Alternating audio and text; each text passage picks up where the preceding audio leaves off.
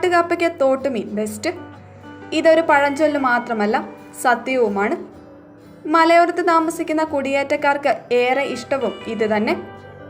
ഇപ്പോഴാണെങ്കിൽ തോട്ടിലെയും പുഴകളിലെയും ഒക്കെ വെള്ളം വറ്റി തുടങ്ങി.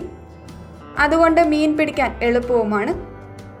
മലയോരത്തുകാരൻ്റെ ഈ ചിന്താഗതി കണക്കിലെടുത്താണ് തിരുവഞ്ചൂർ സ്വദേശിയായ ശശിയേട്ടൻ ചെറുപുഴയിലെത്തിയത്.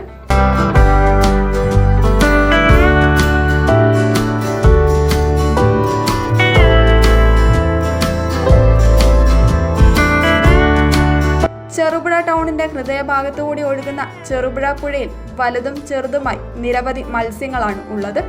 ഇപ്പോൾ ചൂണ്ടയേക്കാളും മറ്റു രീതികളെക്കാളും എളുപ്പം വീശുവലയാണ്. ഇത് വിൽപ്പന നടത്താനാണ് ഈ വൃത്തൻ ചെറുപുഴയിൽ എത്തിയത്.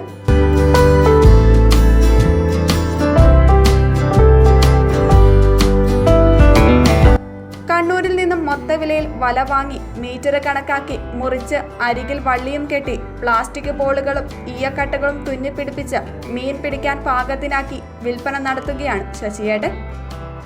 അതിനായി അദ്ദേഹം കണ്ടെത്തിയത് നിരവധി യാത്രക്കാരും ആളുകളുമുള്ള ചെറുപുഴ പുഴയോരത്തെ പാർക്കാണ്. കണ്ണൂരിൽ നിന്ന് ഹോൾസെയിലായിട്ട് 100-200 മീറ്റർ ഞങ്ങൾ വാങ്ങും.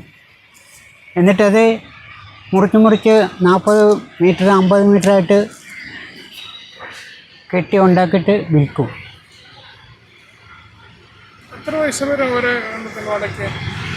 ഒരെണ്ണത്തിന് 1000 രൂപ വരും, 800 രൂപ വരും.